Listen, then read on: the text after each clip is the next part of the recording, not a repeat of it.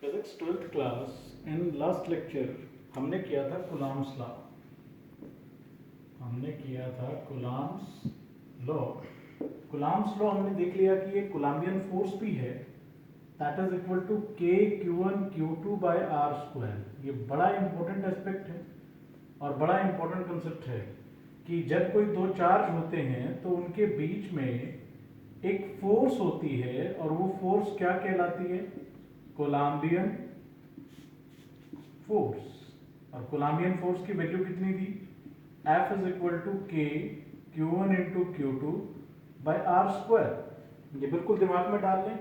उसके बाद जो के था वो क्या था? अगर आप ये देखोगे कि जो के था वो कितना था? 1/4 पाई एप्सिलॉन नॉट। इसकी वैल्यू कितनी थी? 9 इंटू 10⁻⁹। और जब आप यूनिट निकालोगे तो यूनिट कितनी निकलेगी इसकी? Newton Q force meter square पर कूलम्ब स्क्वायर। सो बहुत इंपॉर्टेंट डाटा था। और यहीं से हमने एप्सिलॉन नॉट निकाला था रिलेटिव परमिटिविटी। अगर रिलेटिव परमिटिविटी निकालनी थी तो वो कितनी निकली थी? 8.87 इंटू 10⁻11। इसी को उल्टा कर दो, इस यूनिट को न्यूटन इनवर्स मीटर और कूलम्ब। ठीक है, कूलम्ब स्क्वायर। क्लियर है ये चीज आप लोगों को? तो आप रिलेटिव परमिटिविटी के बारे में हम जब डायरेक्टली कांस्टेंट करेंगे तो भी बड़ा डिटेल से करेंगे कि रिलेटिव परमिटिविटी होती क्या है। सिंपल सी बात यही जान लो, ये एक परमिट मतलब कि कोई भी तो चार्ज है, मान लो यहाँ चार्ज पड़े हैं, तो ये जो बीच में मीडियम है ये कितना परमिट कर रहा है इस फोर्स को। मतलब ये फोर्स ज़्यादा होगी, कम होगी, बहुत ज़्यादा हो जाएगी, बहुत कम हो जाएगी, तो वो डिपेंड करती है परमिटिविटी पे। किस पे डिपेंड करती है? परमिटिविटी पे। क्योंकि अगर आप फॉर्मूला देख लोगे तो क्या बन जाएगा फॉर्मूला फोर्स का? 1/4 pi epsilon not, 1/4 pi constant. Charge पे तो डिपेंड करती है और आर स्क्वायर पे, लेकिन ये किस पे डिपेंड करती है? परमिटिविटी पे। अगर किसी चीज की परमिटिविटी ज्यादा है किसी मीडियम की तो फोर्स क्या हो जाएगी? कम हो जाएगी। और अगर किसी की परमिटिविटी लेस है, रिलेटिव परमिटिविटी लेस है, तो फोर्स भी क्या हो जाएगी? फोर्स ऑफ अट्रैक्शन और रिपल्शन भी ज्यादा हो जाएगा। वही अगर आपने 10th में पढ़ा है कि रिफ्रैक्टिव इंडेक्स, जो कहानी होती है रिफ्रैक्टिव इंडेक्स की, उसी तरीके से कुछ ये है कि रिलेटिव परमिटिविटी क्या होती है जो परमिट्स करती है इस फोर्स को। तो आप कूलॉम्स लॉ यहाँ तक कंप्लीट हो गया था। अब इस कूलॉम्स लॉ के अंदर अगर आप देखोगे तो इनकी डायमेंशनल फॉर्मूले हैं। अगर आप देख लो तो फोर्स का फॉर्मूला क्या है? के Q1 Q2 bye are square. अगर आप इस प्रोपोर्शनैलिटी कांस्टेंट का डायमेंशनल फॉर्मूला निकालना चाहते हैं तो कैसे निकलेगा? K इक्वल टू कितना होगा? F का क्या है dimensional formula? mlt-2 mass into acceleration. R square का कितना है? L2। ठीक है, चार्ज का कितना होता है? 80 इंटू 80। तो अब हम यहां से प्रोपोर्शनैलिटी कांस्टेंट का डायमेंशनल फॉर्मूला फाइंड कर लेंगे कि फोर्स कितना होता है, मास इनटू एक्सेलरेशन, mlt-2। तो अब यहां से आप फॉर्मूला निकाल लो, m l क्यूब t, अगर ऊपर जाएगा तो t की पावर -2 हो जाएगी और t की पावर -4 हो जाएगी। t की पावर कितनी हो जाएगी आपकी? -4 और a की पावर हो जाएगी -2। तो this is the formula of dimensional constant. और अब आपको निकालना हो मान ले रिलेटिव परमिटिविटी का। तो रिलेटिव परमिटिविटी का अगर फॉर्मूला देखोगे तो कितना था? F is equal to 1/4 pi epsilon naught Q1 Q2 by R square. तो आप इसका डायमेंशनल फॉर्मूला एग्जाम्स में कई बार पूछ लेते हैं, इसकी यूनिट भी और इसका डायमेंशनल फॉर्मूला भी। तो अगर इसका डायमेंशनल फॉर्मूला आप निकालना चाहोगे तो कितना आ जाएगा? Q1 Q2 by F into R square. तो अब डाल दो, चार्ज का क्या होता है? 80 इंटू 80 बाय फोर्स का कितना है? mlt-2 और आर स्क्वायर का कितना है? L2। तो ये फॉर्मूले आपके पास हैं। देन आप क्या लिखोगे? a स्क्वायर टी स्क्वायर और कितना हो गया? टी स्क्वायर ऊपर जाके वही T4 हो जाएगा।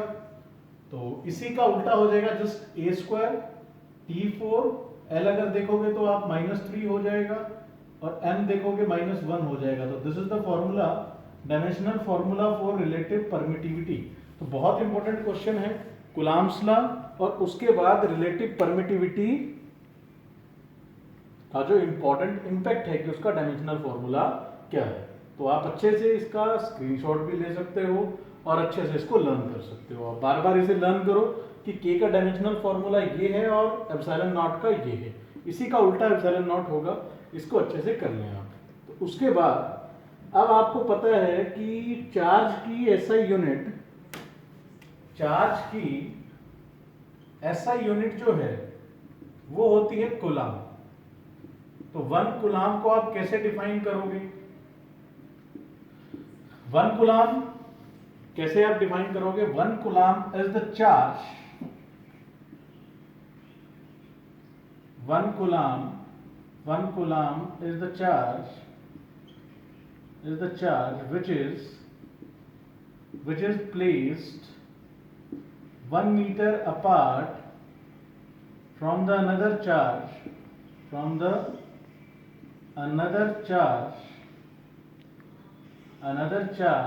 experience a force of 9 into 10 raised to the power 9 Newton. ठीक है, तो ये इसकी डेफिनेशन हो जाती है कि 1 कूलम्ब को आप किस तरीके से डिफाइन करोगे। 1 कूलम्ब इज द चार्ज या is the amount of charge, is the amount of charge which is placed 1 meter apart from the another charge, experience of force of attraction or repulsion, force of attraction or repulsion, force of 9 into 10 raised to power 9 Newton. ठीक है, या experience of force of attraction और repulsion which is force of attraction or repulsion which is या whose value is 9 into 10 raised to the power 9 Newton. So this is the definition. You can learn this very important definition कि 1 coulomb is the SI unit of charge। अब charge की जो CGS unit है वो भी आप याद कर लें।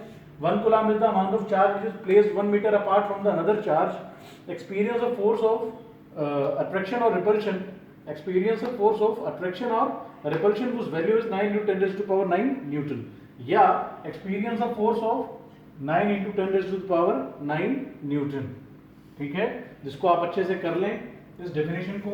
इसके बाद जो एसआई यूनिट है, इसकी एसआई यूनिट आपको पता चल गई। अगर आपको निकालना है सीजीएस यूनिट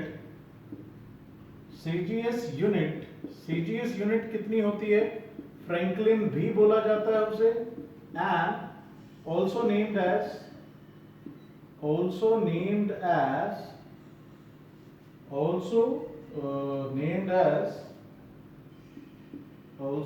as